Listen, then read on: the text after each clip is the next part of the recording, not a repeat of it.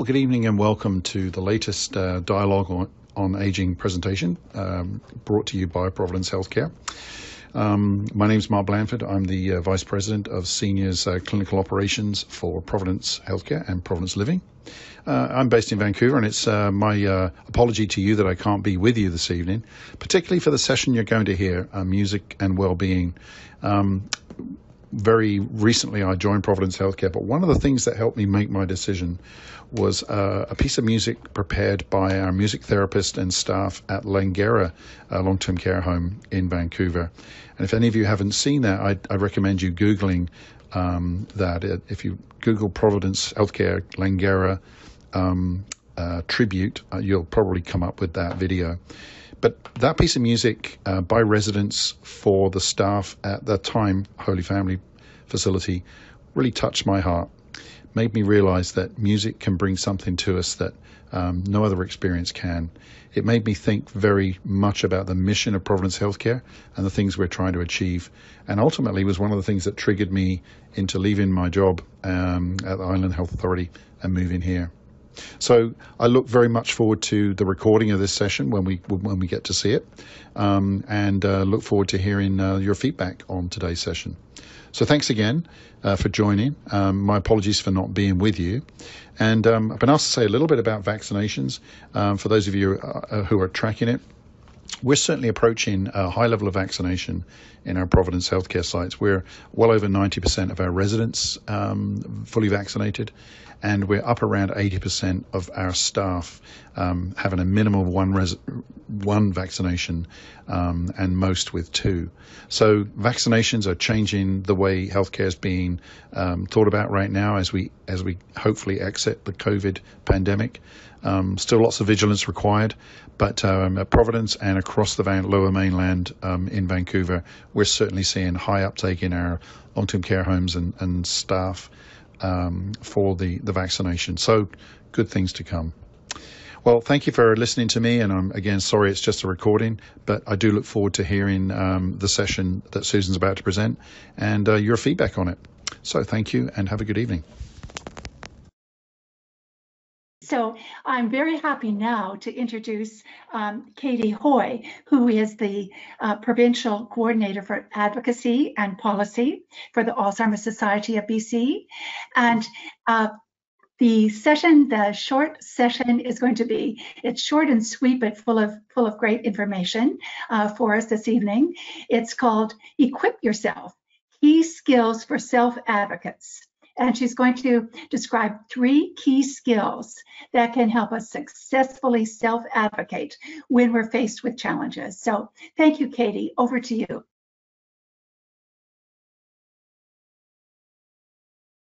Good evening, everybody, and welcome to the Alzheimer's Society's exhibitor booth. My name is Katie Hoy, and I am the Provincial Coordinator for Advocacy and Public Policy with the Society. So today we're going to have a very quick look at what self-advocacy means and what some key skills that can help you successfully advocate when you need to are. So first, let's start with the first slide. What is self-advocacy? So self-advocacy refers to the actions that you can take to improve a situation for yourself or for somebody that you're caring for. So when faced with a challenge, you self-advocate to find a solution to the problem. Often an advocate's job is to communicate with a variety of different people, and sometimes this doesn't really come naturally to us, and that's okay. I strongly believe that there are 3 key skills that, when applied to any challenge, significantly increase the chances of clarification, understanding, and hopefully success. At the Society, we usually speak about self-advocacy as it relates to the healthcare system, but today we're going to explore these tips with a more simple, straightforward example, just so that you can see how they can really be applied to any challenge that you come up against. So let's say for today, you've recently gone away on a trip and you've stayed at a hotel, and when you've returned home, you notice that your bank account was actually charged twice by the hotel. Okay, so this is the challenge that we're going to face today. So an advocate's key skills. The first is being proactive. So this is the first thing you need to do here, and that's to take control of the situation by figuring out what it is you need to do to resolve it. It's always a good idea to start by outlining your own measure of success. So in the situation with the hotel overcharging you, you could decide that your measure of success is a refund. That's all you need. If you do find yourself requesting a refund and say another free trip for you and your friends, maybe that's when you take a moment to yourself to manage your own expectations and ensure that what you're working towards and advocating for is realistic and achievable. This will help you succeed. Being proactive also means knowing where you can find further information to help you advocate. So the hotel you stayed at most likely has a website that you can visit, and that way you can find out the exact price that you should have been charged based on your trip. And having this piece of information is important because it helps you prove your case. So this leads on really nicely to the second key skill, which is keeping good records. Almost every time that you advocate for yourself, you'll be asked to prove why you need something. And it's up to you to present a strong case. If you've been keeping good records of dates, times, and incidences, you can illustrate your point effectively. So if you're sending emails and you're making phone calls, take note of the date, the time, and who you spoke to.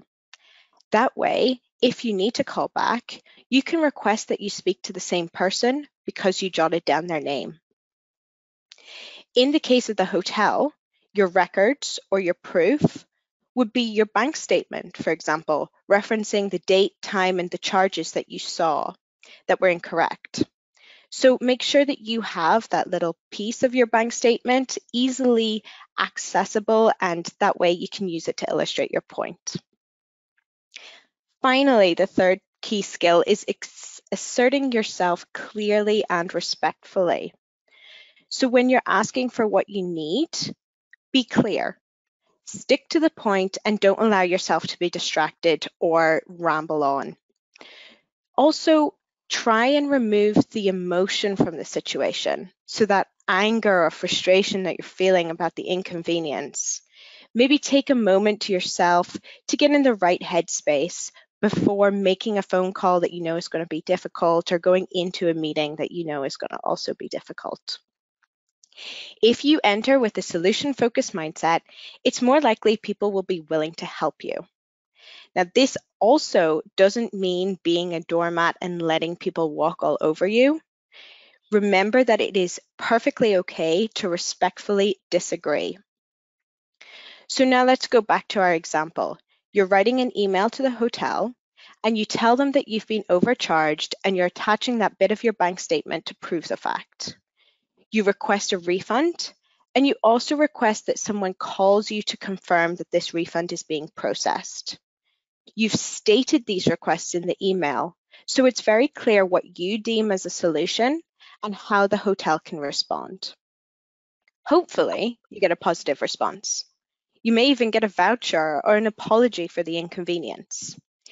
If you do not receive a response, call within a few days and check in on your complaint, and then go back and repeat these steps as necessary until you come to a solution.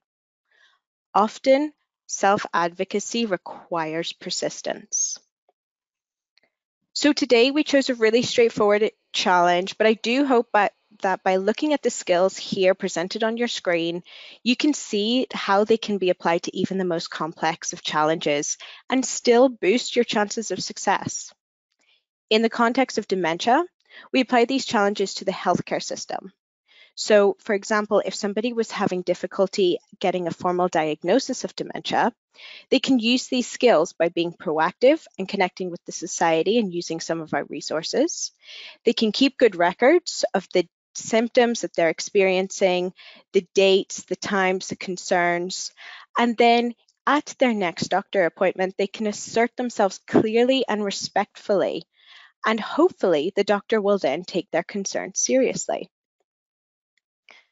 So today was just a really quick overview of some of our advocacy tips, and if you're interested in learning more, A link to this full presentation will be available in the newsletter provided after this event. It's also available on the Alzheimer's Society of BC's website and our YouTube channel. For any questions or concerns about dementia, you can always call our First Link Dementia helpline on 1-800-936-6033, Monday to Friday, 9 a.m. to 8 p.m. But for now, that's all from me. Thank you for having me and enjoy your evening.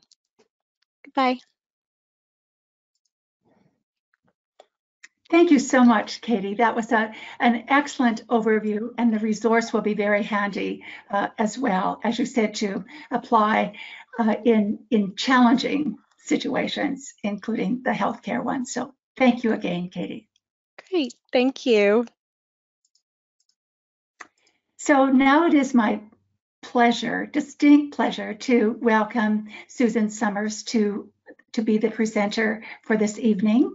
Susan has been a wonderful friend and supporter of Dialogue on Aging over the years. She has been one to bring joy to every session that she attends, and she also, at the same time, provides wonderful pieces of information. Her background is so extensive, and she has shared many things in terms of relating to caregiving, relating to supporting people in the community, just a really quite array of things. But tonight we thought it would be a wonderful treat for us to have her think very much about the soundtrack of our lives and how music plays such a significant part in that. So over to you, Susan, and I'm very delighted to be your audience. So I'm thinking about the times at Langara and when we were in person, and this is absolutely the next best thing to have you share your wonderful talents with others. So thank you for being here, Susan.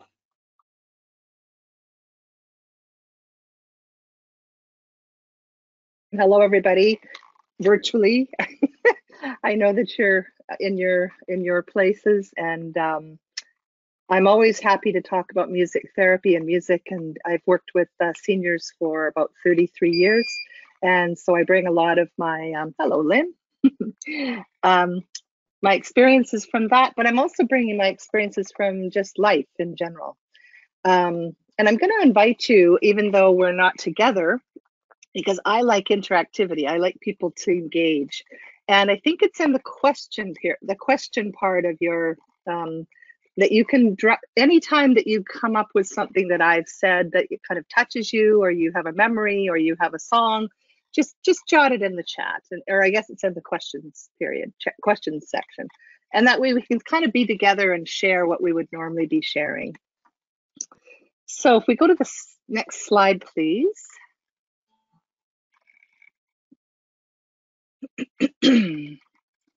So I'm just giving you a little bit of my context. So I am a musician, I'm a singer, and I've been a certified music therapist for 33 years, working both for Providence Healthcare and many other long-term care homes in the Lower Mainland. I'm a vocal psychotherapist, and I'll talk a little bit about those in a second. But I want to sing my hello song to you. So in music therapy, we always start with singing and singing hello song. So even though I can't see your face, I'm sending this out to you. And you're always welcome to sing, dance, move, anything. Good evening to you. It's good to see you. Good evening to you. It's good to see you. La la la la la la la la la. I'm glad that you joined us. And how are you? How are you today? So I hope this evening finds you well, and I look forward to being with you for the next hour. So I wanted to just let people know who may not have heard of music therapy a little bit about what we do. Music therapy is the use of music by a qualified, certified music therapist to help people through music in social ways, emotionally, spiritually, physically. We work with the whole lifespan, right from prenatal to end of life. Many of us in BC work with seniors in long-term care, assisted living, community, and I've worked with all of those, an adult day center, all those. And I'm going to talk a little bit tonight about all the elements of music and how music can help all of us. So as we go through this, it might go, yeah, I do that, or oh, I've heard that, or I remember my mom did that. And that's the kind of things you could write in the questions, and that way we can kind of be together a little bit more. I'm also vocal psychotherapist trained, which is a specialized 2-year training and advanced training to how to use voice and singing as a therapeutic tool. And that comes into play a lot in my work because most people love to sing, even if they're not trained singers. A lot of people wanted to sing more than they ever did, and I always invite them because I really believe, and these are two of my statements from my master's thesis in 1999 and then my PhD dissertation in 2014, that our voice is as unique as our DNA, as our face, and as our name. Just like you are a unique being, so is your voice. And our voice is also the audible expression of our own unique self, our essential self. And the music and the singing that comes from inside of you is unique to you, is your expression in the world, self-expression in the world. And so I just invite you in your own world, and however that looks in the future, to just own that and to have music and singing as a self-expression tool and as something that's a birthright for you. Okay, we can go to the next slide, please. So tonight's presentation, I'm going to talk a little bit about ways that music connects us to our lives and brings wellness throughout our lifespan. And I've sort of chunked our life into 3. So the early years of birth, infancy, and childhood, teen and adult, young adult years, and then older adult and adult years. And I'll talk about some of the ways that so you can think about your own life, or maybe if you're a mother, father, parent, grandparent, you have people in your life in these age groups, and you can sort of think about how that is for them. And you can offer anything that you want, and we'll have a little bit of time at the end, hopefully, for Q&A. So the next slide, please. Okay. So music has the ability to do many things in our life, and you probably know this from your own experience. And a lot of it is related to the elements of music. So elements of music are things like rhythm and melody and harmony and lyrics and tone and timbre. And we respond to those in certain ways that actually is the neurologists have done a lot of studies that actually are pretty consistent. And then there's the unique ways that we also engage with music because of who we are, what our background is, and where we live. So physically, rhythm is the big element here. That when you hear a drumming beat, when you hear a dance beat, when you hear a very enticing piece of music that you want to move, your toe taps. And that's a very, very, that's a very, very primal piece of music. People I've noted in my work, I've seen people who are in very, very late stages of dementia, who really can't speak anymore, who maybe can't engage in the usual ways, but they can still tap their toes, or they can move a part of their body. And it's a part of our self-expression to express ourselves physically.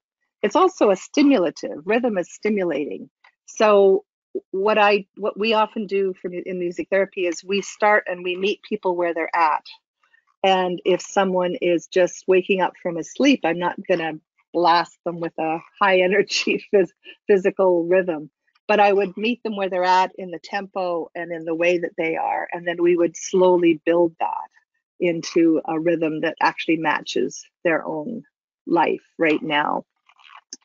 We also use, there's a neurologic music therapy that uses physical gait training and speech to regain speech, especially after a stroke. And that's a specialized kind of neurologic music therapy is another specialized area of music therapy. And that's a pretty miraculous thing when people can actually, it is neurological, and I don't have all the information about that, but if if the stroke has been in the left side of the brain, then speech is affected. But sometimes, because music lives all over the brain, people can still sing, and they can still talk or sing their way to communication. So that's a really wonderful way that music sometimes is a gift. Okay. So emotionally, I'll bet that every one of you has some experience of where you've connected to a song, or a song has influenced you in your life. Songs have associations with the people that we were with, the situation where we were, how we felt. And there's kind of a memory window that certain songs, if you hear that song out of context years and years later, it will bring you back to that same place. And the more that you have a song that you've heard or sang, it grooves into your memory more, and it will be more available more quickly. So an example might be if your mother always sang around the kitchen a certain song, then that song's going to be available to you for long, long, long into your life as a reminder of your mother, a connection to her, maybe as she's cooking or as she's doing things in the house. And it will not only have a physical kind of, you'll be able to visualize her, but also a feeling, that love that you had for her. Songs and music also are very important in our memories as we go through life, and we'll talk about that a little bit here.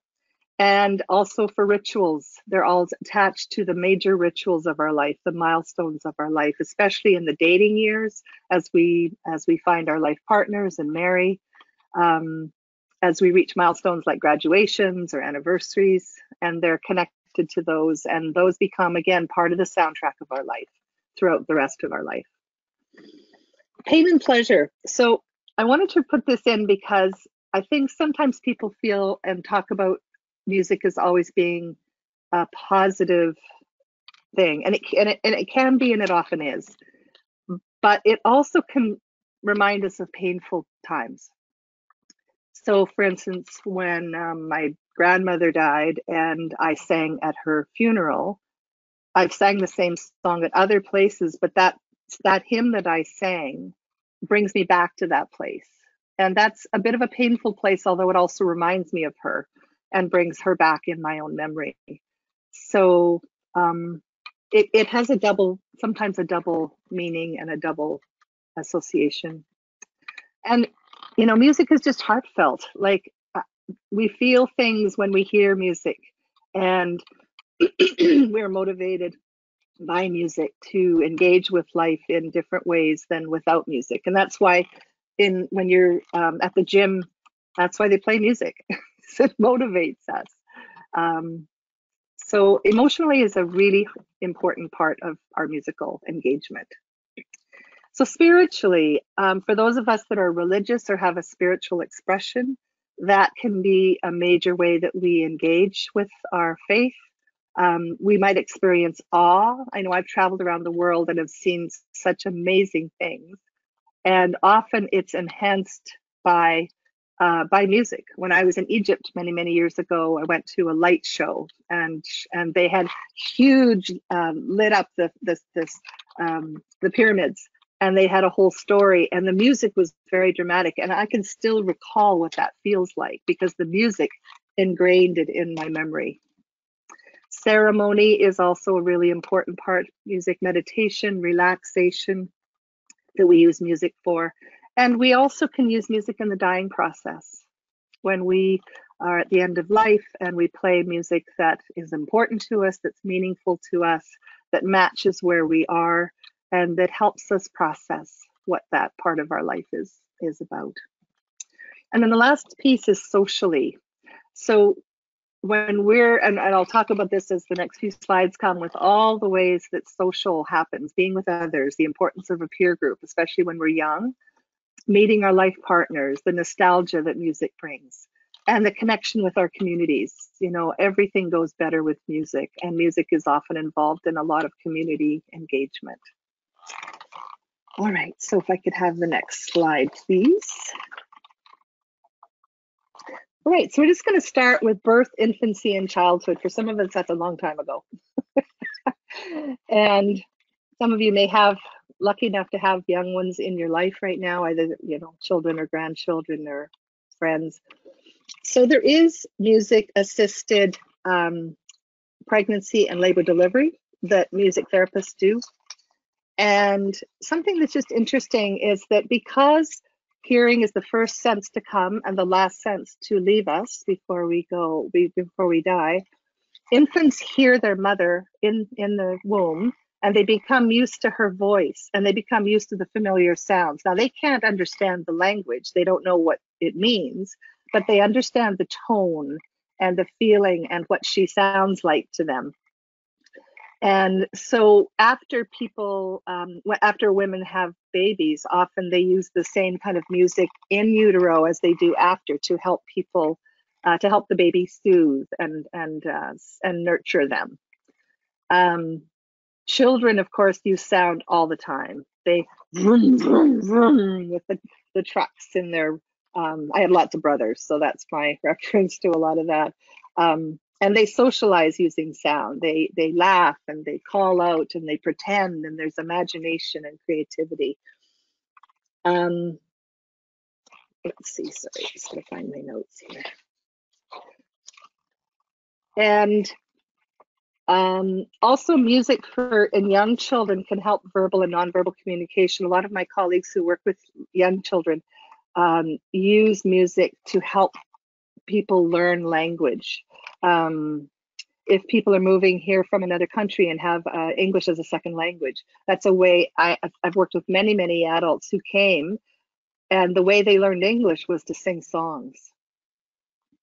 And so that's a way that we can use music as well, is just to enjoy the whole learning process of learning a language or learning and maintaining our own communication.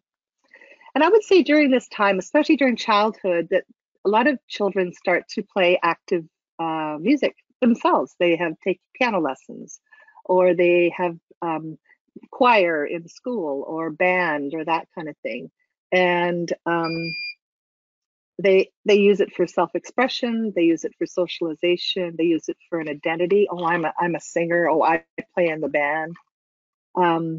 And then they also use it for improved movement and motor control. All right, so let me just see where we are. If I could have the next slide, please. All right. So in the teen and young adult years, music promotes a sense of connection and feeling understood and being met. They identify with certain artists, certain songs, messages, often things that are not common and not popular with their parents. And they have a broad accessibility of music through social media and recorded music through YouTube or GarageBand. More so now in the last 20 to 25 years than ever before. I mean, even the fact that we're doing this presentation tonight over a virtual platform allows us to connect with each other, allows us to be here. Especially in the teen years, the identity and the peer group influence is really important. So a lot of my colleagues that work with teens really work with music as a positive influence, as a way of connecting, like songwriting, for instance, or playing certain songs that the teens might really enjoy and like. It's also an expression of sexuality and the rituals of life, like meeting people, dating, figuring out how to be who you are. Music supports movement and motor control, especially during puberty, when we're all a little awkward and learning how to work with our bodies. Music reduces stress, anxiety, and pain. And we can also use it for relaxation and a stronger connection with ourselves. And in those years, for many of us, music becomes really important, not only in listening and connecting with our friends, but also to play guitars, or play in a band, or sing in a choir. And that gives us community, especially I did both my master's thesis and my PhD dissertation on singing, because that's a really important part of my life. And lots of research talks about how singing brings us together. And I know when we've been lucky enough to be at Van Dusen Gardens, Mary Lou, we've often had comments of, oh, we should have a Providence choir from these sessions. People want to connect, they want to be together, and singing is a beautiful part. Having been in choirs for my whole life and still in choirs and leading choirs, this last year has been one of the most challenging years because we're not singing together. And some of us are on Zoom and online, and that's a way to keep connected, but you're never in the same room. There's something about singing together in the same room with people, songs that you know and love, and you hear voices around you, you feel the vibrations coming through your body. It brings and builds community more than anything I know of. And lots of people, that's why they love choir. It's also why people sometimes, there's an add-on of the music in church settings or in religious settings, because people really enjoy singing together and praise and worshiping together. And music is just that wonderful way of doing that. Music's very creative. You can write music, you can dance to it, you can change words and do parodies. There's lots of ways that you can use music creatively. And again, socialization and identity, and then career choices. A lot of us got our careers choice started in this time period of our life. I didn't know I was going to be a music therapist because it didn't exist when I was a teenager and a young adult, but thank goodness it does, because I found out in my early 30s about it and have trained. And then I trained at Kaplan University, which is the first and oldest program in Canada. There's now 6 programs across Canada, but and in about 90 countries of the world. So let's see. Oh yeah. So one of the things in this year or in this time period is often a certain song. I'd be interested if people felt open to sharing in the question period. What songs do you remember were really important to you during your teen years or your young adult years? And it could be a song that you learned from school, or it could be a song that you heard on the radio, or maybe you bought records. In those days when I was there, we bought records, 45s and 33s. And now, of course, it's all digital music, and we've gone through the different kinds of platforms. I'm going to sing a part of a song that I remember being really important to me when I graduated from university. I'm from Alberta, and I graduated from University of Calgary in 1975, 76. And John Denver wrote a song at that time called Looking for Space. And it became like a mantra to me. It spoke to me of words and meanings that I could not articulate because I wasn't aware of how I was feeling. I just know that this song spoke my truth. And so I'm just going to sing a little bit of it. It may not be a song you know. It's not one of his most popular, but you can listen to the words and maybe it'll speak to you in some ways of remembering when we were looking for ourselves, looking to feel out who we are. It's called Looking for Space. On the road of experience, trying to find my own way. Sometimes I wish that I could fly away.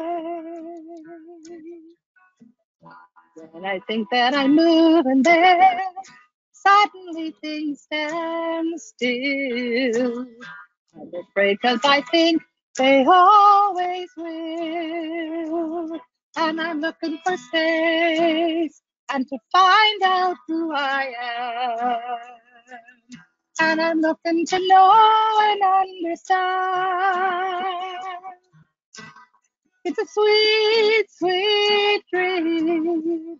Sometimes I'm almost there. Sometimes I fly like an eagle. And sometimes I weep in despair.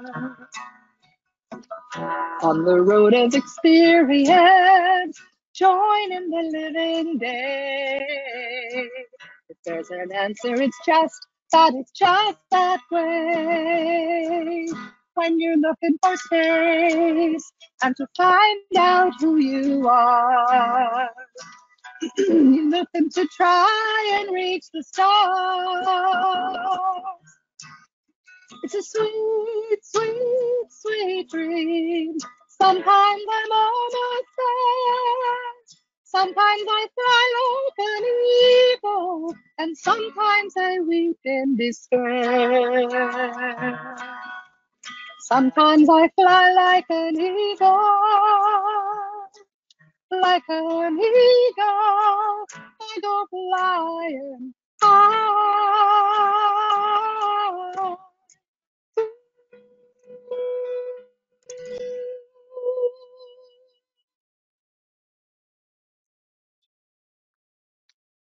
Thank you. So that was my song when I was 21. I see some people have shared. Yes, Bridge Over Troubled Water, wonderful song. High school learning, grade 5. Lots and lots of music in our life. And it's just a wonderful thing to reflect back on that. You know, songs have been with us as friends for our whole life. And sometimes they've saved us in times, and sometimes they've expressed for us. I am so grateful for music in my life. It's given me my career, which I love. It's given me so many friends and connections throughout my life. And now I'm able to share music for and with other people to help them in their life. And that's just a real blessing. Okay, let's go to the next slide, please. Thank you. So the part that I'll probably spend a little bit of time on is this part, which is the biggest chunk of our life when we're an adult, an older adult. Now, I don't know where you think maybe adult and older adult, where it goes and where it stops and where it starts. What I've noticed in my work with seniors, mostly with chronic illnesses like dementia, but also people with just, life challenges. We all have challenges. Is that a really important thing to know is that we have many kinds of memory. And so the main part of our memory is remembering, I have to be here at 7:00 tonight to do this presentation. I remember how to drive a car. I remember how to do the things that I need to do. And there's also the memory of, what did I have for breakfast? Oh yeah, and I'm going to be, in the future, I'm going to be doing this. So there's all kinds of ways that our memory functions and helps us. The beautiful part of music is that musical memory is all over the brain and it does not get damaged. I have seen people have musical memory, remember songs, remember and sing them actually late into a dementia process. And so often that gives them access to the memories that attach to those songs, the associations and the feelings and the people. I remember I worked with a woman years ago, and she was probably 85, around 85, and she had a hymn in the garden that her mother had sang to her all through her life. And whenever she sang that song, she still cried, and it still reminded her of her mother, and she talked about her mother. But in that time, if I'd asked her outside of that, without that song, she probably couldn't have accessed the same memory. But when we sang in the garden and she had feelings and emotions, it really brought her mother to her again. And she could really talk about her and give memories. Feelings are really important to anchor memories. And those feelings that we're anchored in feelings and have feelings, they're the ones that we maintain long into our life. I often say that when we lose the ability to do the normal things that we would hope, like speak and engage, that music stays well and whole. That's a blessing for us. We can remember songs, we can move to music even if we can't sing, and even if we can't overtly express ourselves in some way, music can play inside our head. I never assume with the people that I work with that they're not having some sort of experience inside. So the music is a stimulative to their memories and to their feelings, but it also could be, who knows what they're imagining. Yeah. As I talked about before, music maintains social connections and relationships, which are really important. We've really seen that the last year with being home a lot and being alone and isolated, to find ways to connect with people and to keep connected. I sing in the Universal Gospel Choir here in Vancouver, and we've been having weekly rehearsals on Zoom for the last year, 14 months. And I'm here in my home muted because we can't sing together because of the delay in the platform.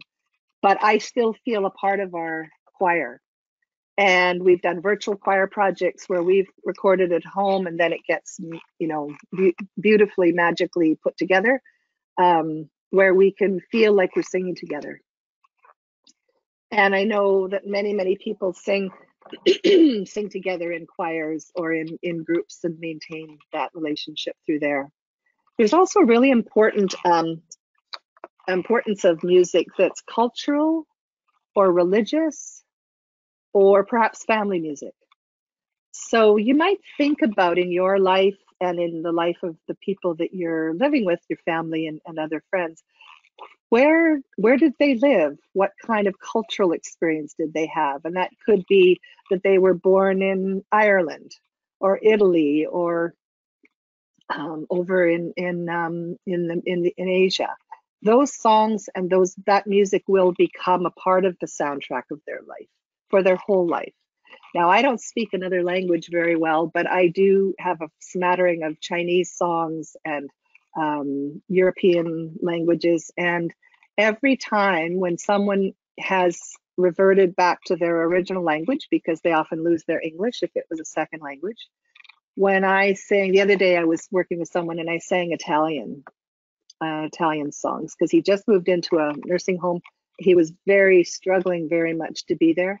And as soon as I sang O Sole Mio or Santa Lucia, he just beamed and he became present and he became relational, and he wasn't telling me that he didn't want to go. He wanted to go home. He was very much there with me. And so our cultural music really brings us, and that could be for me, I grew up on a farm in Alberta, so cultural music for me is country and Western, because that's what I grew up with, as well as classical, because my mom played piano and she introduced me to classical music. For many of you, religious music or spiritual music that you've either grown up with or that you continue to be a part of is really a foundation of your life. So it can bring comfortability, it can bring confidence, it can bring solidity. This last year, when we've not been certain about very many things, I could play my music and I would know that it was certain, that I knew what my connection to it was. So if you have a playlist that you either create or could create, that's a really important thing to be able to have and share with people that will be able to find those songs and play the songs. And then you might think about family music. So every family probably has some music, and maybe it was that, I don't know, maybe grandma liked to make up words to silly songs and she sang them around the kitchen. Or my dad whistled when he was working out on the farm, and I have really strong memories of that, of the whistling songs. Those are also really a part of our soundtrack, and they will become important and be important throughout our life. And often there's an intergenerational aspect. So grandpa whistles a certain tune and dad learns it, and then grandson learns it, and it becomes this tie throughout the family.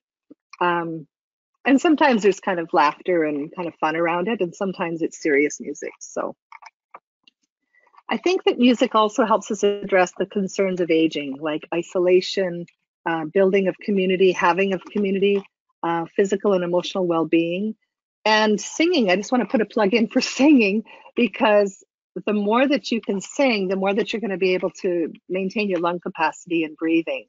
And that gives you energy, gives you, just all the things that we need that for. And music also reduces stress and anxiety and pain. A lot of the places that I use music is to meet and match someone. So music can distract easily to help us go somewhere else. You know, if you listen to music and you're, I don't know, maybe you're upset or you're in pain or something, and you listen to a song that can take you there, take you someplace else and distract you from the pain. If we're stressed, and I use music all the time for stress in terms of playing for myself and singing, which is ideal, but also you can listen to it or move to it or be with people in that. And as I mentioned, it can also accompany us in the dying process. We use a lot of improvisation in our work in music therapy, and it's definitely a beautiful thing to be able to be with someone who can no longer talk with us, but because hearing is the last sense to go, they still can hear us. And usually the breath is the only thing that I can see at that point. And so I do a vocal improvisation that matches the breathing. And, you know, or I sing a song that would match the tempo of the breathing.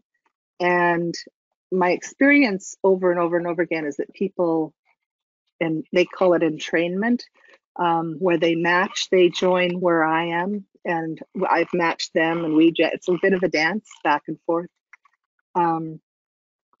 So if you have someone that's upset or anxious or struggling, my experience is that words don't often help, but music might. And whether that's you singing something or you playing something or a recording that is, you know, easily will capture that attention and be able to bring the person to a different place. Sometimes we need help from ourselves in those ways. Let's see. Yeah, let's have the next slide, please. So this is a song that I'm going to share with you. It's from the Threshold Choir songbook. You may not have heard of them. They were started in the US by a music therapist many years ago, and they're usually a small group of 4 people that come and sing at bedside when people are ill or dying. And it's usually a cappella music, and it's just very soothing and very comforting. And one of my beliefs is that I am singing and speaking and interacting with the well whole person inside of somebody, and they can be in a very physically unhealthy place, but they're still well and whole inside, and they have lived a good long life, and they still have all of those memories and things inside. We just have to find a way to interact with them. So I'm going to sing this to you, and what I would invite you to do is just let the song come to you. Just embrace it, bring it into your life, bring it into yourself, believe it, because you are loved, deeply loved by many people in your life. And I'll sing it through twice. And if you're welcome, if you feel that you get the melody and you want to sing along at home, please feel free to.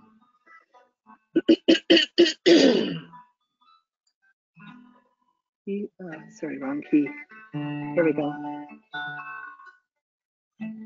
You are loved, deeply loved. You are a well-cherished garden. You are loved, deeply loved. You are a treasured child. All your life, all your days, from the very first moment of being, you've been loved, deeply loved. You are loved. You are loved, deeply loved. You are a well-cherished garden. You are loved, deeply loved. You are a treasured child. All your life, all your days, from the very first moment of being, you've been loved, deeply loved. You are loved, deeply loved. You are loved, deeply loved. You are loved.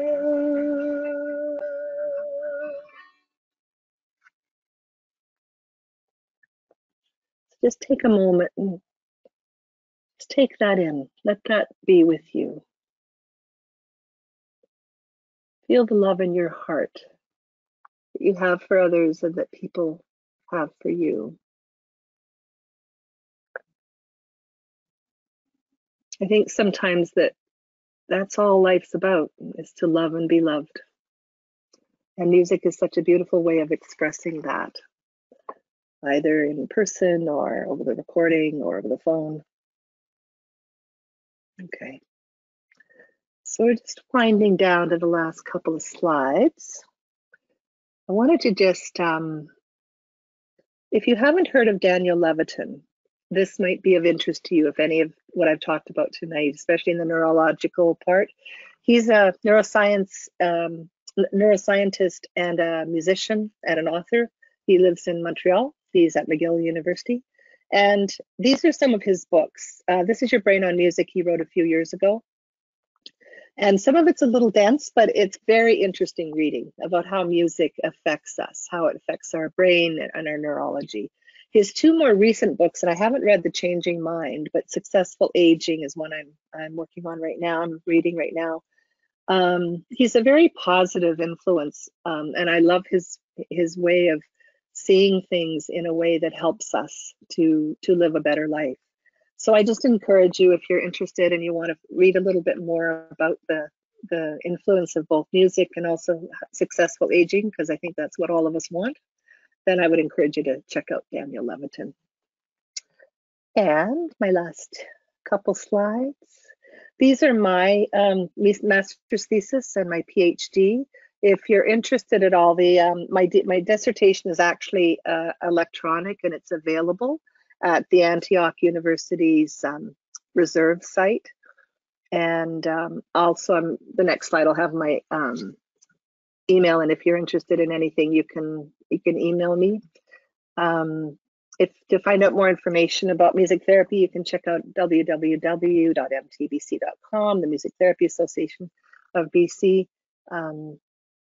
Yeah, so I just want to thank you for coming tonight, and thanks to Mary Lou and Providence for inviting me again. And I think we've got some time for questions if anybody has any questions. There is a question in the chat from Gordon. Maybe I can just read that out and address that before we move on.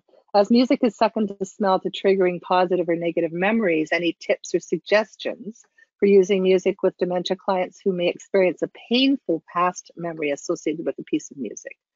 That can happen for sure. I don't know, Gordon, do you have a specific situation in mind that you're thinking of? Because it would depend on what the situation and the music was involved. I don't know if you can speak more to what your question is. Let's just see if we can make sure that Gordon is unmuted there. Okay, Gordon, try now.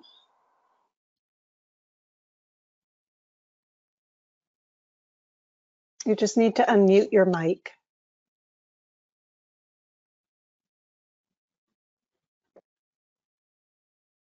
Yeah, hi there, folks. Hopefully you can hear me there okay. Currently running programs for the Alzheimer's Society, particularly with our Minds in Motion program in the community, and we're utilizing and hoping to utilize music as a portion of our program.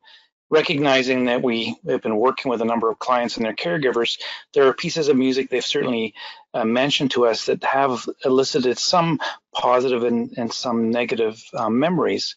And the question was sort of when those do occur, because we still haven't put them into practice yet, when those do occur, how can we mitigate those and work around those a little bit?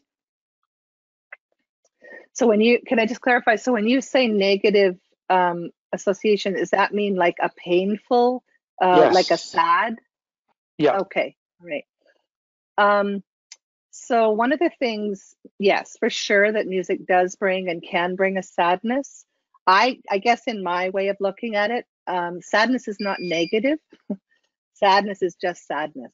And I encourage my folks to be sad with me if that's where they go. Now you have to kind of know that if that's going to cycle into a perseverative grief response or something, then you would probably stay away from those certain songs. But sometimes, depending on what the sadness is about, like if it was like I was working with a woman the other day whose husband died 2 years ago, and they would have been married 60 some years. And she's in a very strong grief response, fair enough, after being married for so long. And a lot of people said to me, oh, don't talk to her about her husband, don't sing these certain songs. And yet, when I did talk to her and I asked her, I didn't force it at all, but I asked her, I said, I'd love to hear about your husband if you're willing to talk about him. And she really, really wanted to talk about him and sing the songs that mattered to her and to him because it brought him to her. And yes, she cried, and that's okay. So one of the things that I know, I guess you have to know how you're feeling about leadership in that.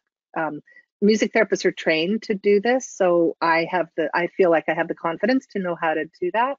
I would say a tip for other people is just know that that could happen and ask permission for, if someone like, is it okay that we go there? Could we, would you like to hear that song? And if they don't want to, that's fine. Sometimes it may come up suddenly and you wouldn't know that that's what's behind it. Absolutely. We all have this, you wouldn't even know that You're My Sunshine or something has this connotation. So it can be quite an unintentional for sure. I would say follow it through, listen, ask them if they want to talk about it more. Sometimes we get scared, I think, when people cry or people are upset.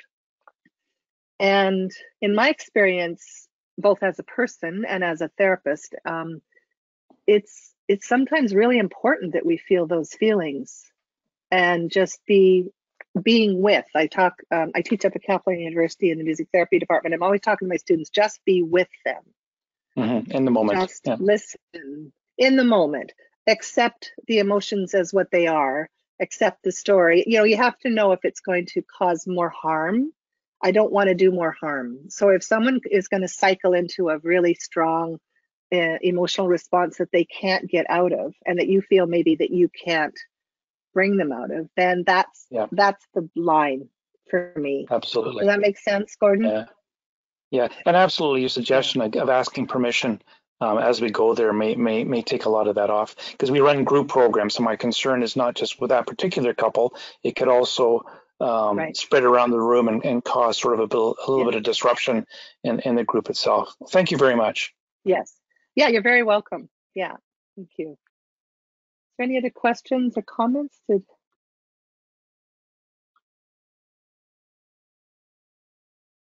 Thanks for the comments in the chat. Yeah, Lynn, are you unmuted now? I found it. It had escaped off my laptop. I was just thinking back quite a few years ago when you were involved with a study we were doing out at the Alzheimer clinic at UBC. And one of the huge challenges was to try and pick some music that everybody knew. And my recollection is that it was Old MacDonald Had a Farm. Is that correct? Well, this is a good point. So the soundtrack of our lives, here's a tip for everybody. Sorry, I've got a little kitten that's crawling here. Maybe I'll just hold on to her for a minute. Is the music that we grew up with in our childhood, our teens, and into early 20s. And so I always want to know how old someone is, where they were born, where they grew up, again, to know their cultural music or their family music or religious music, as well as what kind of era are we talking about. It is a challenge sometimes. One of the groups that we did, the research groups, was caregiver and person with dementia, and sometimes that meant their son or daughter. So we've got an intergenerational part there. That was really challenging because the sons or daughters didn't have the same soundtrack as their mums and dads, right? So I provided words for the caregivers, the daughters and sons, for the words of the songs that they didn't know necessarily.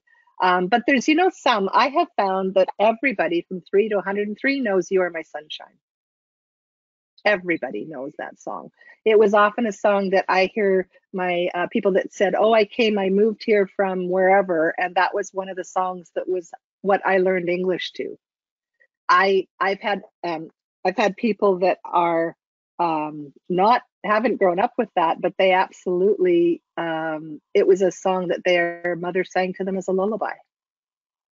So those kind of songs sometimes are very much common. But you're right, this is the challenge of music. It's all very unique to each one of us. Right. And I think that Old MacDonald, Twinkle Twinkle, This Little Light of Mine, a lot of those children's songs we can bring into our adulthood when we sing to our children or sing to friends, or as grandparents, we sing to the grandchildren. So they become those intergenerational links with those songs. But yeah, it's one of the challenges for sure. Susan, we do have a hand up. Trevor and Eileen, I'm just going to unmute you here. Oops. Okay, try again now.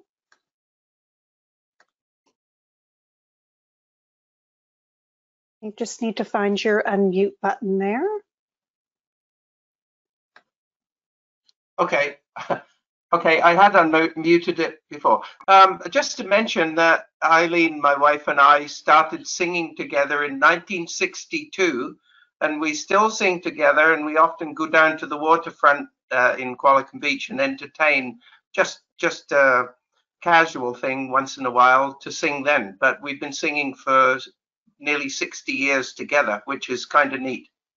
So thank you for your program. That is wonderful. You're very welcome. That's wonderful. It's also, I think, a way to keep healthy. Singing is healthy. There's no calories. There's no contraindications to it, right? And we bring some pleasure to other people as well. Absolutely. Absolutely. That's wonderful, Trevor. Thanks for sharing that. Any comments or questions?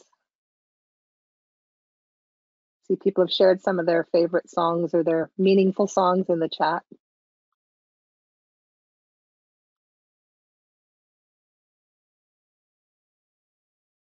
Yes, yes. Elise is sharing that when she moved here at 14, she didn't speak English, and she bought a cassette tape of the Glass Tigers' Thin Red Line. And an insert with the tape had all the lyrics to the songs. It definitely helped me to learn English. Hearing a song from that album always brings me back to that time. Yes, yes. Thank you for sharing that. That's a common thing. I would really encourage all of you to create a playlist for yourself.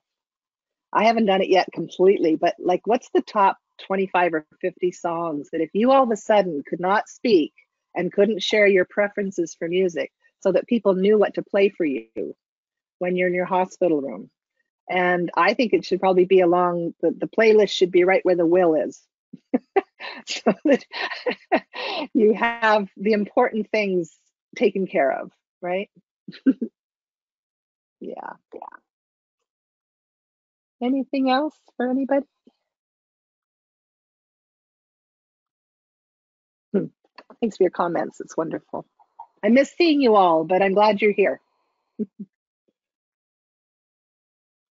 Well, thank you so much, Susan, for sharing your wonderful life of experiences and your expertise and bringing to mind just just the wonders of music. And I love that piece, that emphasis on the connection of the emotion, and thinking back to, you know, for example, the teenage years, and how that music will always be with us and bring back particularly then just our memories and joys and sadness and the things that, you know, that happened in the teenage years. That's a very I think very significant piece that you shared, and I think also as well that we hear it, just bits of this we've heard from other expert speakers, but I think the wonder of the brain and the music network that is there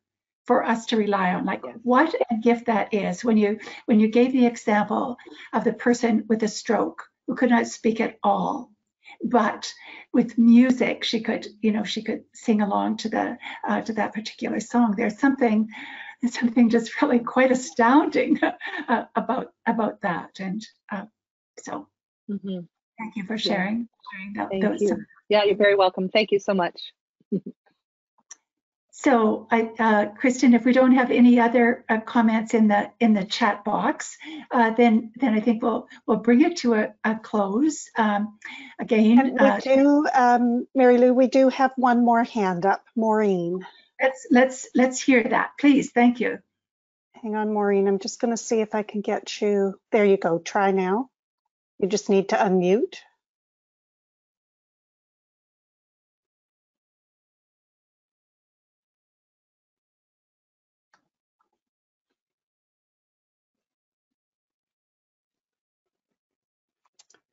She did write is it Maureen Cameron? Yes.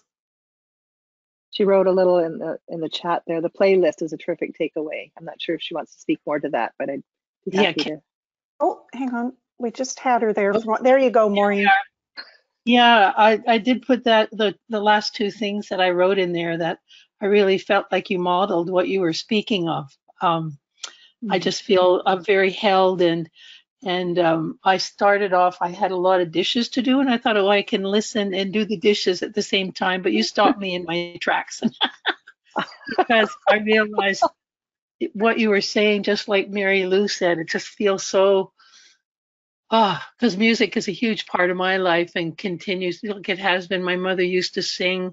I remember childhood was all about records and the gramophone and everybody, and we sang all the time. And so I was born in the early 40s, so music was just absolutely part of our lives.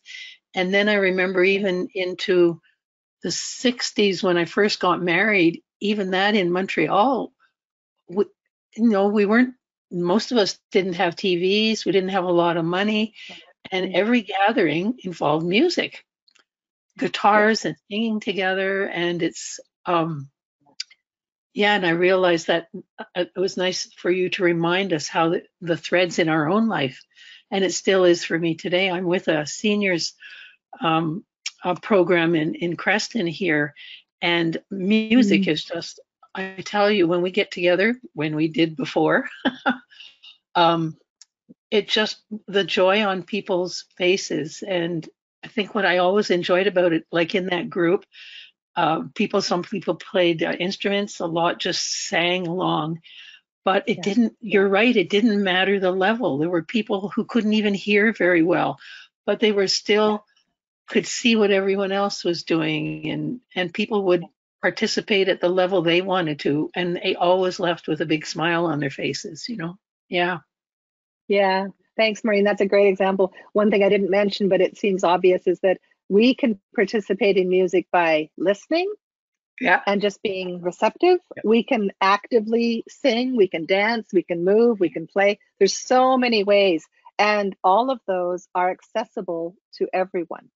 Yeah, for sure. That's great. I'm wonderful. I'm glad you're involved with music. It's a wonderful thing.